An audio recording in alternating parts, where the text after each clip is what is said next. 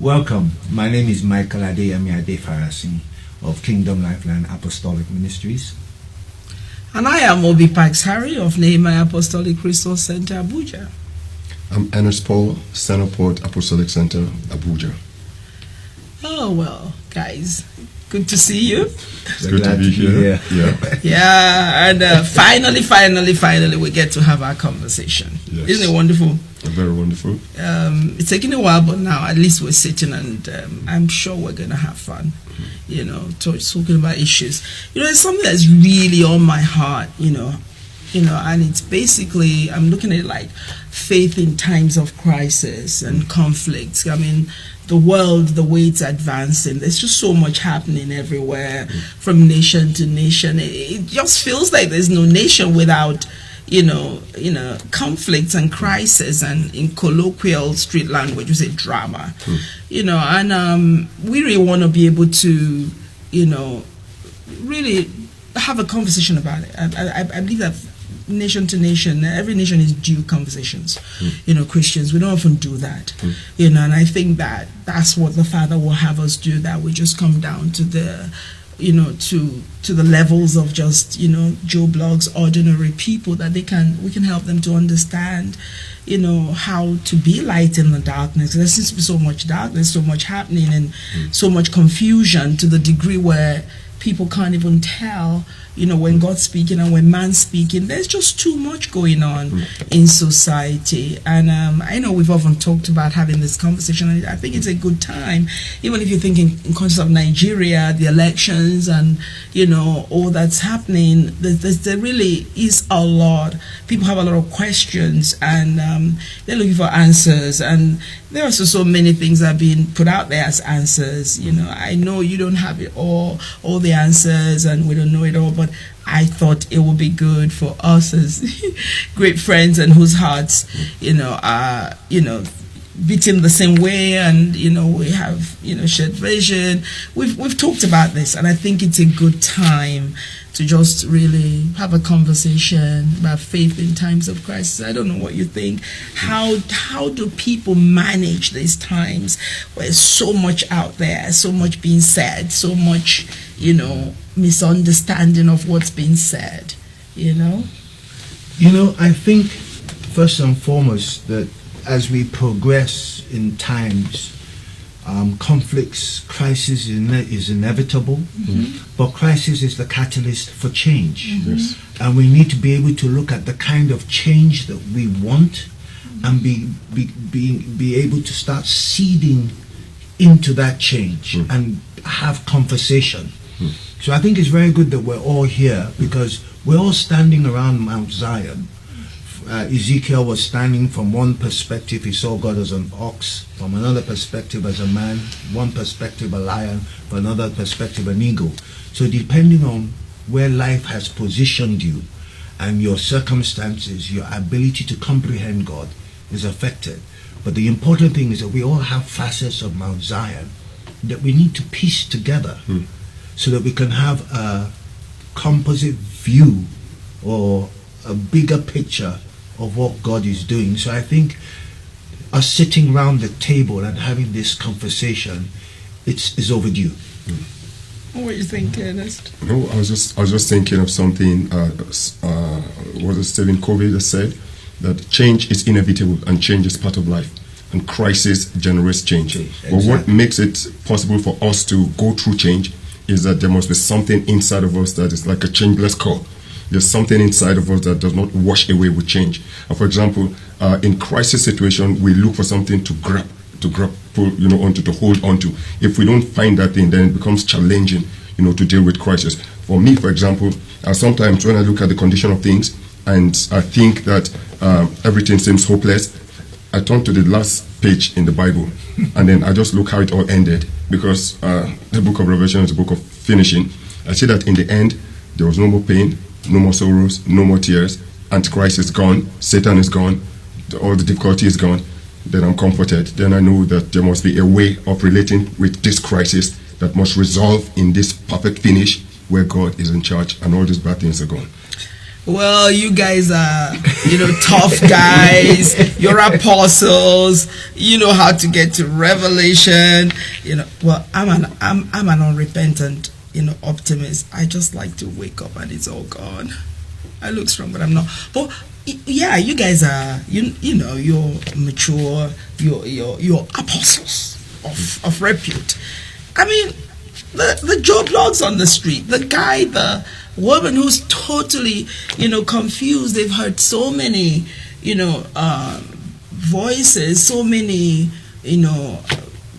prescriptions of how to manage. They don't even know it's crisis or conflict. We're trying to define stuff through this conversation, but people are in situations and climates, and it's not just peculiar to this nation called Nigeria. Even other nations, and even the countries where people are saying, well, the church has told us that president is a president we should have, but their actions doesn't quite match, and so people are just really finding it difficult to follow through some of our teachings and some of our explanations and some of the things that we're saying, which is necessitating conversations from leaders that help people. Even I like what you said, the way the book of Revelation ends, and I like what Apostle says, conflict is a catalyst for change, but there's some people who be like, I don't want to go through this, in such a rough way. I'd much rather know how do I apply my faith in a time where everything is going topsy-turvy. I really need someone to tell me what's going on, to give me cue, through the darkness. So faith in times of conflict and crisis, how do people, apply their faith? How do people demonstrate faith? How do, people even recognize that, by going to the last page of the book of Revelation, there's truth, to help you, through times of confusion, that if the confusion, the darkness, the air of confusion is not spoken into, it could really lead to major despondency. You know what I mean? Especially in cultures cultures where people just don't speak. I don't know, when there's an issue, people are not expected to speak.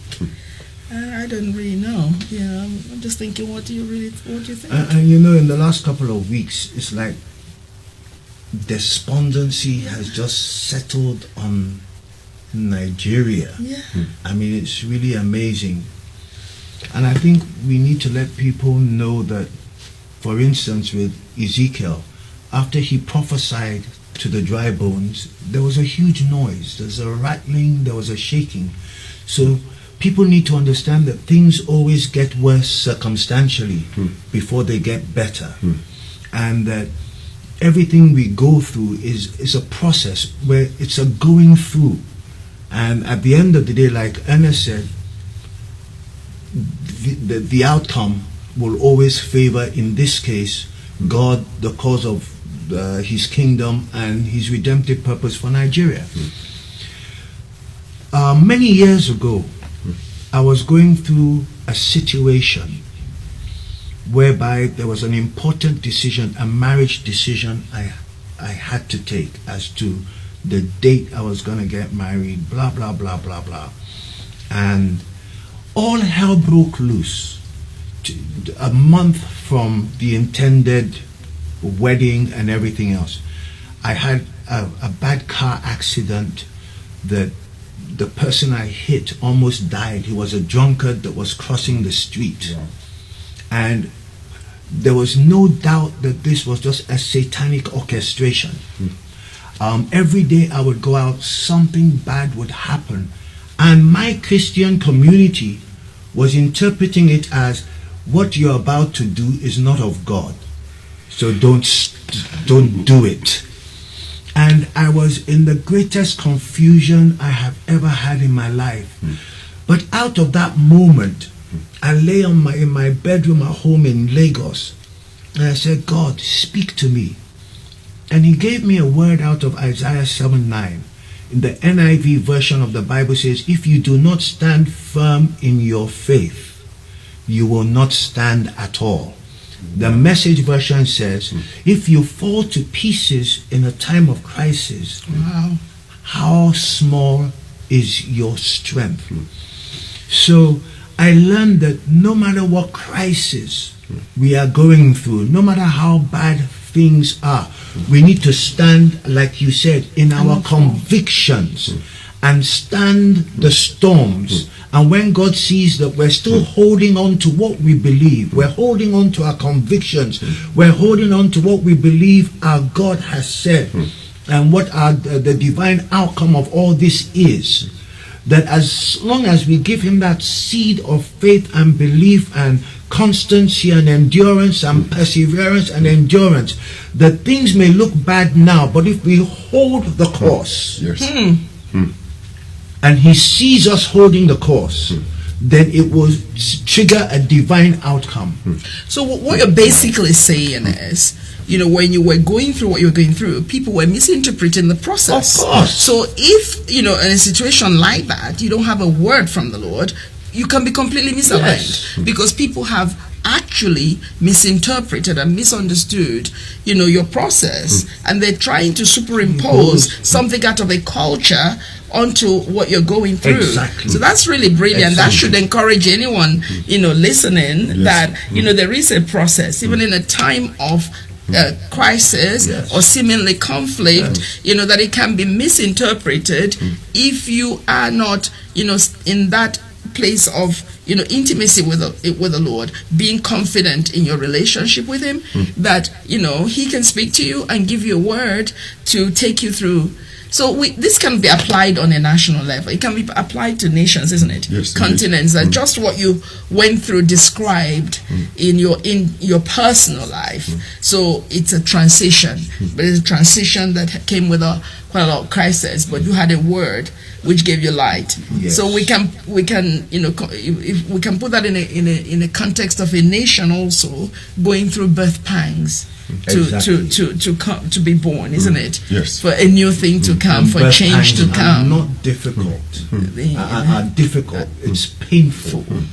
But the moment the thing is born, the mother forgets all the pain she has been through for the joy of what is ahead. And Nigerians need to hold our course. But we also need to come into collective conversation this is what we all agree God is saying.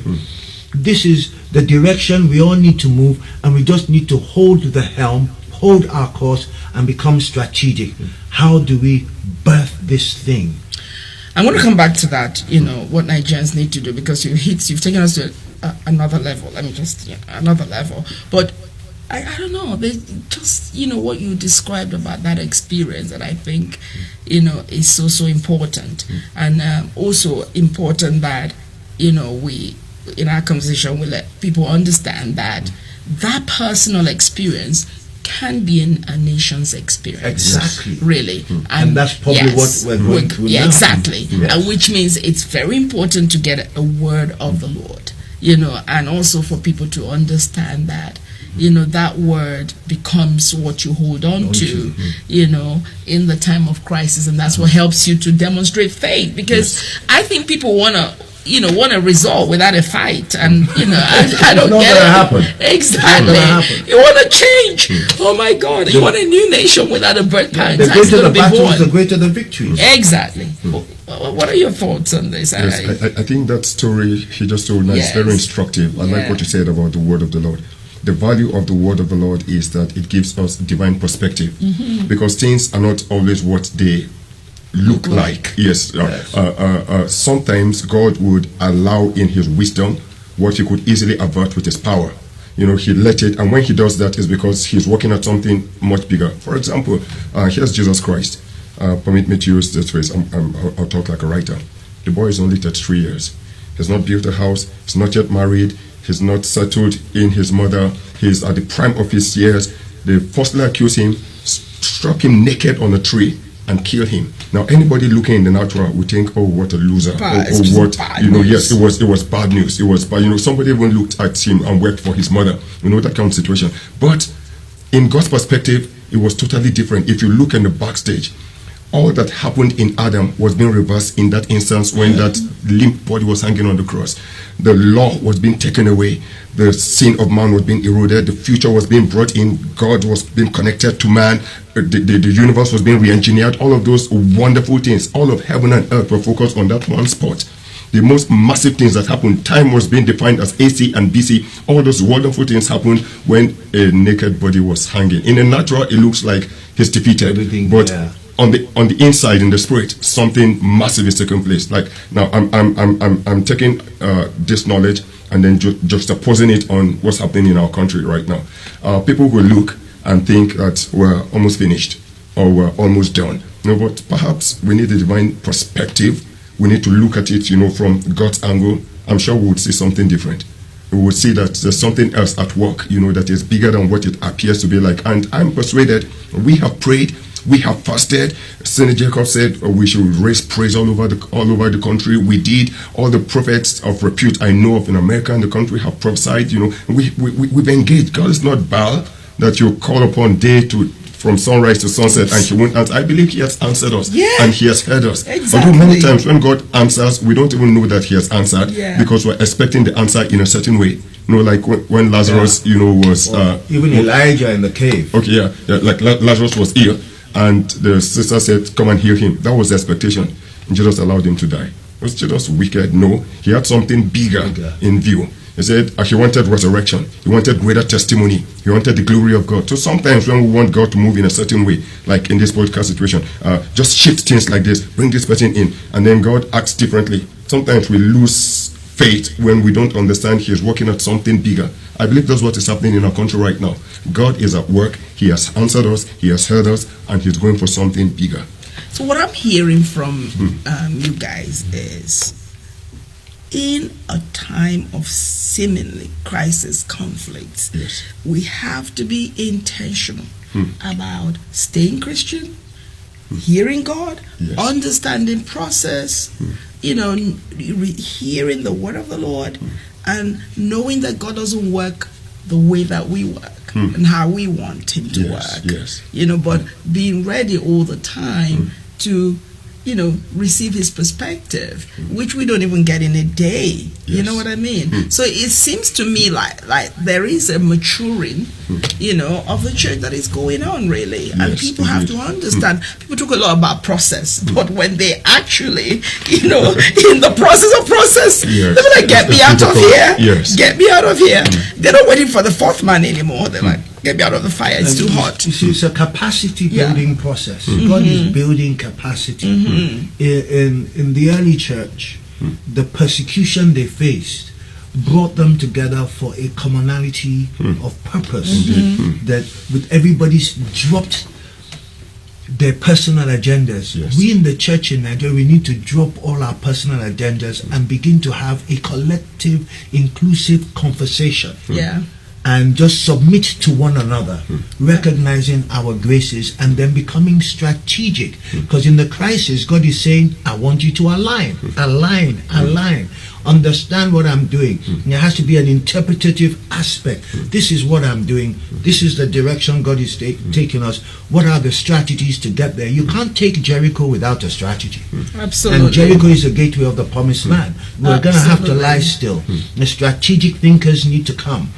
We can't spiritualize everything. Oh, come on, you're speaking my language now. We have to have thinkers. Yes. Okay, this is what we believe God is doing. We've downloaded it from the Spirit. You, the thinkers, think. How do we flesh this out? How do we become strategic in it? Then number 3, how do we all take responsibility for it? Because we can't just abdicate, "Hey, all right, elections have come and gone. God's going to do it. God's going to do it." God's not going to do it. He works with us. So what are we going to do? Nigerians should not be apathetic because we've had the first round. You're not going to go and vote tomorrow. Then you're abdicating your responsibility. The kingdom of God is about responsibility. Yes. The government shall rest upon his shoulders. It's not talking about Jesus' shoulders, it's talking about our shoulders. So we need to take responsibility.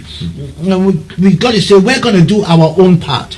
When we've done our own part, even if it goes in the wrong direction that we think, because we have given God the seed to work with, God can intervene when he's ready to intervene. And like that also highlights what you were saying, Ernest, that having done all, that what we think is an outcome may not even be what God thinks, but that we have to learn to, like they say, flow with God. We have to learn to work with God, no matter how long it takes, but to get his perspective, because it's always redemptive. It's always going to work out good. It's always going to be something that, is going to it's not going to bring hopelessness. It's going to bring people actually out of hopelessness. It's really great what you guys are saying. My burden, like I said, it's really for the Joe Blogs, the ordinary person, the young man or the young lady on social media, the people who are not really mature enough to know how to work with the voice of God, and suddenly maybe they've been in this prayer thing, and everyone's praying, and perhaps in the prayer they had an agenda in their heart. They had an outcome that they wanted. They had something that they desired, and it didn't come, and suddenly there is a hopelessness that is wanting to descend on the nation, on people. So hearing what you're saying in this conversation, I want to just again, make sure that the person out there who's listening can get some cues, some direction, and some hope from what our conversation, that in a time of crisis, in a time of conflict, obviously, if things are the way they are, they can have a conflict. That they have to hold on to, God. They have to have that, they have to know that when it's looking like there is so much that is not working, it doesn't mean that God is not in it. You must not interpret it from your cultural perspective. Your worldview should not even come into it. You need to get a word from the Lord, like what you described in the time that you were making a critical decision. Because seasons of intersection, spiritual intersection, there's seasons that force us to make decisions and choices, and that's responsibility bearing, and that's the kingdom of God. So what you're saying is that something is being produced that is put us on a timeline, on a threshold of time, a crossover time that you just can't glide over. You have to be responsible enough to make decisions. That's what I get from your amazing story of that experience. We need to stay the course, and then each of us take responsibility. What part do I contribute to this whole thing, and by taking responsibility? Okay, let me take you back again, because like I said, my burden and concern is for like kind of the less mature. I mean, you're great men of God, you're great apostles, and you're teachers, and you teach people to survive in rough terrains. But the one that you're teaching to swim, listening to you now, I want to be sure that at the end of our conversation, they feel empowered, to do what they've got to do, exercise civic responsibility, or voted, even have conversations about your nation, offer yourself to be, an agent of change wherever you are, that God can use you, and know that no matter how difficult things are, and no matter how much conflict there is out there, no matter how crisis, how dark it looks in society right now, Nigerian society, so much going on, so much, that you can be that person that exercises God perspective, because you got it. You have been infused with heaven's perspective of things, so you can now partner with God. So your story is remarkable in that, you were going through this. It looked like you were swimming in the opposite, direction of the current, and people were misinterpreting. People were interpreting cultural filters, but once you had the word of God, and a word from God, you held on to it, you came through. So we're also in transition, and what you said, I just love that story of how, because the Revelation, the last page is how it all ends. Yes. So go to the end of the story. Yes. The beginning was good because God had a redemptive plan. The end is good as well. So at the end of the day, it's going to be good. There's another concern I have, dear apostles. I think that, part of the major confusion people are having right now is that there is a big, misunderstanding between conviction and prophecy. I don't know what you think. That I'm reading and hearing a lot of people, alleging that some pastors were, false prophets, or some prophets were real or whatever. There's a lot of, conversation going on about, what God said and whether He said or did He not say or did it. I mean, like we all know, we're new creation, and every born again, spirit-filled Christian can hear the voice of God. But I do believe that, where Nigeria is at now in the current, state of the nation and affairs, things happening, I think a lot of people, are mistaken. That's my personal opinion, and I just really would like to know what you think, that people are confusing conviction, for prophecy, and it's perhaps your view of this could help someone out there, to know how to, because if you don't know the difference and you're not being instructed, by that voice of God, you've not sorted, you're now in confusion because you have not quite understood where a man is coming from, and to know that you too can come from that, same, viewpoint of that person, then you're just going to fall apart. And that's what you're saying, that your faith cannot, be small in a day of adversity. So I don't know what you think about this, maybe Ernest, maybe you can. I think that whenever we don't have a specific thus says the Lord on a particular issue, yes, for ourselves or for a particular issue, then the responsibility is upon us to use the wisdom of God that God has given to us. I know people who would not do anything until they hear a so-called prophetic word, and such people tend to be spooky, or they run a risk of going off the deep end, because God gave us something in between our ears called our brain and our mind, our intellect, and sometimes we can process things. So when we don't have God has not specifically spoken, because even in the Bible He didn't speak all the time to all the prophets. He didn't speak every single day to Daniel, or every single day to Isaiah or somebody. Yeah. So whenever He's not speaking, He's silent on an issue, and we need to make decisions, then we can use the wisdom of God, that we have. So I think that people, like individuals, have the right, to own their own convictions, to look at things, analyze it with wisdom that they have, and say, in the present situation, I think it is wise to do this, or it is wise to do that. But like you said, Apostle, when a man of God says that, maybe in church, declares his conviction, people think because he's a man of God, he is always speaking as God's spokesman, whether he's on pulpit or he's out of the pulpit. But no, it's not always like that. Sometimes just the man of God in church was also a citizen in a country, and then he has a right as a citizen, to certain things. I put up a post recently on Facebook, and then somebody said to me, man of God, you're supposed to be neutral, don't say this kind of thing. And I didn't respond, but I was thinking this kind of thinking needs to be corrected. Neutral? Why should I be neutral? I should have a conviction. Yes, I should look at the political situation, for example, and think that I prefer this candidate because based on this and this and this information that I know, he's the right person. But people think, except you're speaking for God, don't speak at all. But that's not accurate. So I think we need to. Conviction is born out of inner witness, not allowing the prophets and so-called prophecy to lead us.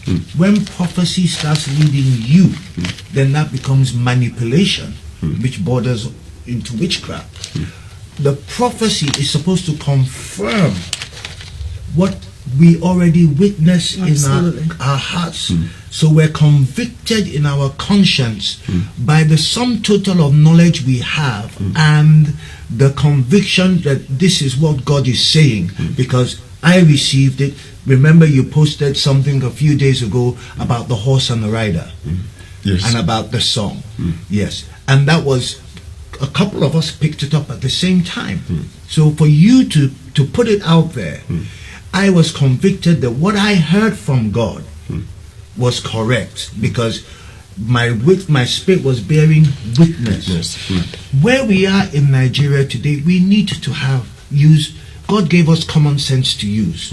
All He is doing is just anointing our common sense. He didn't say we should drop our common sense. What kind of Nigeria do we desire to have? What do we want to see in Nigeria?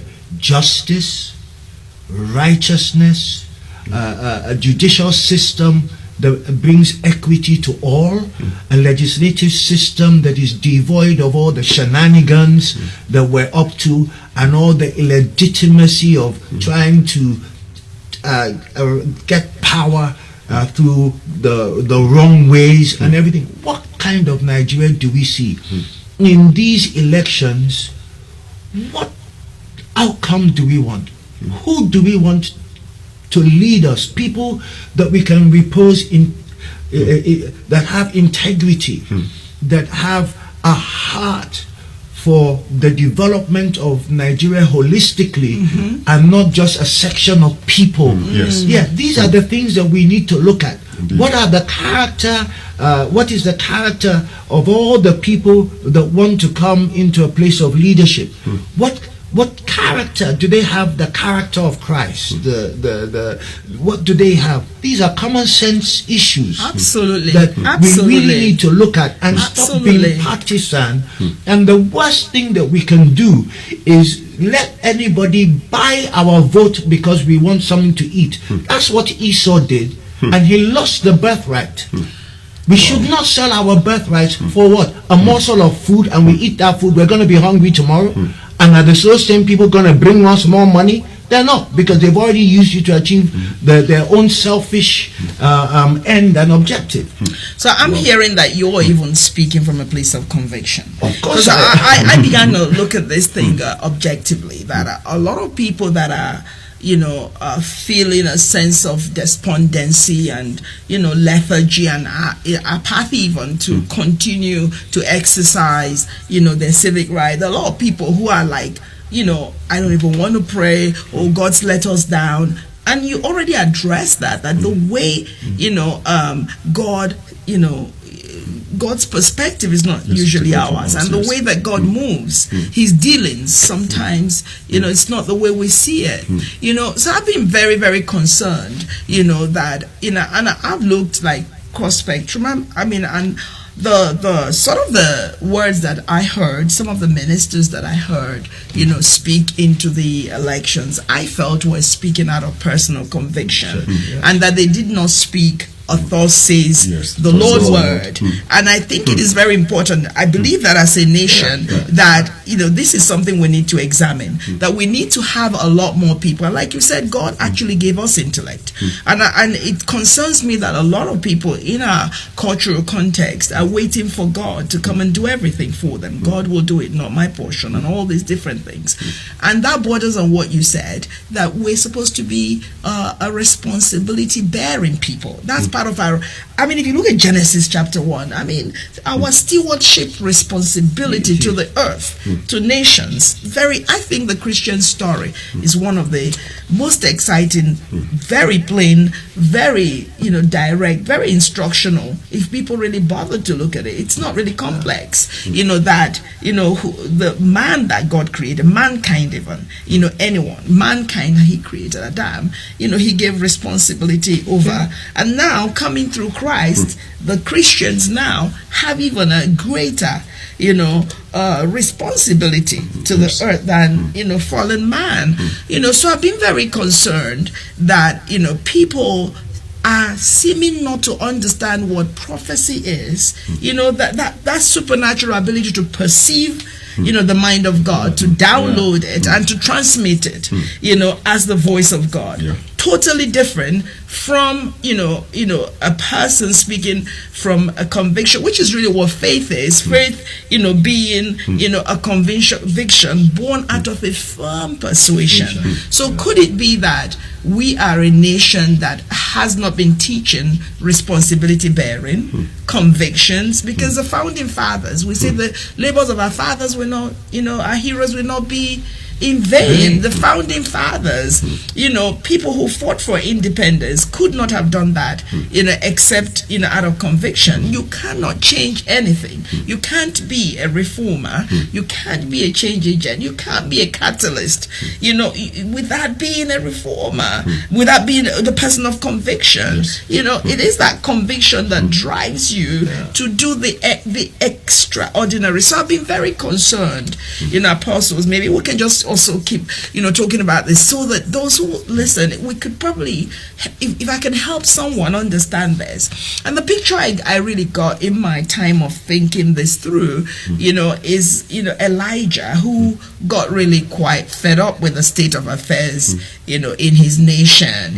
So he must have been someone who really had that love for Yahweh, who had that relationship, that he thought, well, no, I'm not going to just maintain status quo. I'm not going to be like everybody else and have this major diversion of faith and act like Baal is God and allow Ahab and Jezebel change my narrative, my experience, my relationship with God. So I'm going to have to take a risk and do something about this. So I believe Elijah moved towards, I would say, government house. He moved towards the king's palace out of conviction, because it doesn't make natural sense otherwise. And because he did, then heaven assisted him. Because again, if we look at it, how did he go past, all of that to just be in the king's court and begins to challenge the core, of the national problem? So I do believe, like, you said, Ernest, that, God's given us intellect, and we're also citizens, even as, leaders of churches, of ministries, God's servants. We're leaders. So, you're in a nation. You're being, you're living under a government. If things are not working, or if things that have been said, have not been fulfilled, or we should really, I think that's the major responsibility of the church or any Christian. So I believe that a lot of people spoke out of their conviction, but because a lot of people have not been trained to understand the voice of God, to manage it, to administrate it, they took it as a thought says, because also we have a lot of idolatry in our culture. You believe that the man of God is God, so you haven't even bothered to check with God, to know whether he spoke out of conviction or not. I believe conviction and prophecy, and I look at Elijah, Ezekiel that you spoke about, and the value of dry bones. Ezekiel was really pretty much, where a lot of people are now. He wasn't managing the crisis very well. He wasn't managing the conflict. The climate had, affected him, and God had to resuscitate him literally. God had to, work on his perspective. So that's so different now. That's the prophecy realm. Elijah, the conviction realm. Like God had to ask him, can these bones live? Because the guy had, the guy had become affected by what was happening. The situation was so bad that he didn't think that anything could come out of it. All these scattered bones, the whole house of Israel, discombobulated, dysfunctional. And his humanity as well. His humanity also showed in that. So I love that, because that's God, the spirit of prophecy. That's God working with this man. That's right. So it shows that we're human. You know what I'm saying? We're human. The greatest prophet, natural in the natural realm, is human. He's operating in the gift of prophecy that is in every other believer. God asked him, can these bones live? He's only, because he's in that state like everybody else. He's trying to work his faith. We just use that word loosely. He's trying to work his belief system, to come up to God's perspective. He's like, right now, I'm not even in a position to answer this question, Yahweh. You know what's what's going on right now. I don't know. You know, you see how God worked with him, and then God could use him as a prophet. You made an important point, and I think everybody needs to understand that God's not going to do. God doesn't work for us, just work for us. He works with us. Yes. And as long as we are ready to play our part, God will work with us and do the rest. When Ezekiel decided to follow God's plan, it was in 1967 or 1948 that Israel became a nation. Yes. This prophecy that Ezekiel prophesied all those 1,500 years before became a reality in 1948. For natural Israel. For natural Israel. So we need to take heart that whatever God has said, down the line, like you said, it's going to end up God's way. But we need to know, differentiate where he's speaking through a man, a woman, or when the man or the woman has been a citizen, like you said. I really like that. Standing for conviction. I really like that, because it's important that we differentiate between God and man. Because a lot of people have not come into the God realm. Yes. The God they see is just the man realm. You know, my pastor said, so it's going to be, you know, that thus says the Lord.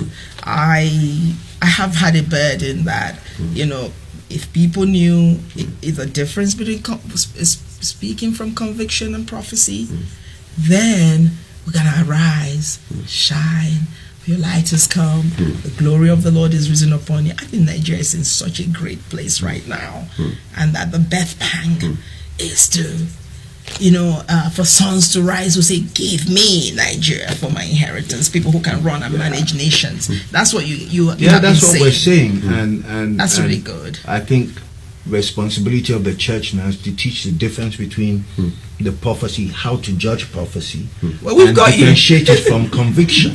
And we've got Number you. two, but again, look at Nigeria. There's no country in this earth where you will not find a Nigerian doing church or doing something. If you go to Greenland or Iceland, you probably find a Nigerian doing Igloo Ministries International Incorporated. That's how powerful we are. And doing it well. Look at the resources that God has blessed Nigeria with. We can feed the whole of Africa. Yes. The challenges we have been through are building so much capacity for us to become leaders in the whole world. So the future of Nigeria is so bright. If everybody will just take hope, stand for their convictions, be a Stand voice, for their convictions. not keep on compromising, because what we compromise to get, we'll have to compromise to keep.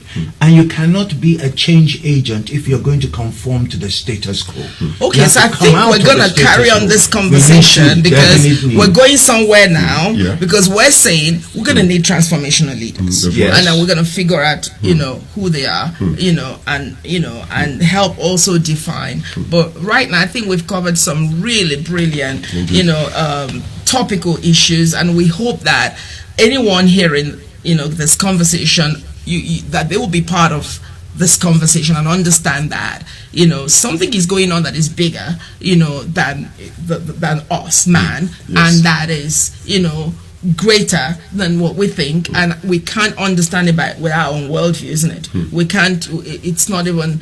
It's greater than our worldview. We just have to relax in God, and like in that situation, knowing that in transitions you need a word to help you, and you have to hold on to that word. And our prayer is that we can hear God corporately, you know, and don't substitute God's voice for what, you know, a man of God who has every right as a citizen to be displeased or pleased with the system, and should not be judged for having a conviction, should actually be celebrated, in my opinion, because I feel that everybody should have something that they believe in enough that they can die for. I think that it's very important. You know, change can't come unless we have people like that. So thank you so very much, apostles. I have also always had this, belief that, apostles are those that help define, and to define anything is to name it, so that people that have understanding say, I really thank you so very much.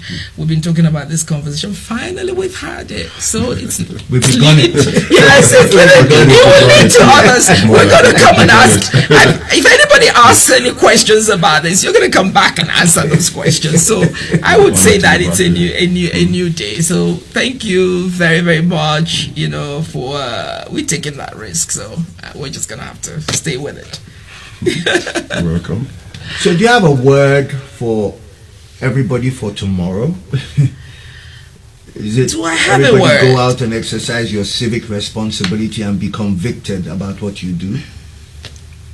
Right. I guess that's the word. Yeah. Everybody needs to go out Yes. and Very stand with their important. convictions, Very make common important. sense decisions, Very Yes. important. and exercise their civic responsibility. Yes. So you're giving God a seed Yes. to work with. Yes. It doesn't matter whether things may not go the way you want. Yeah. As the heavens are higher than the earth, Yeah. so are God's ways and our ways. And don't use your emotion at all. What kind of Yes. country do you want? What kind of leader do you want? You go out there, whoever is out, there to be voted for, make sure it is someone that, can deliver on what you want, because God's already planted what he wants in your heart. Ecclesiastes says Amen. that. Yes, I believe so. So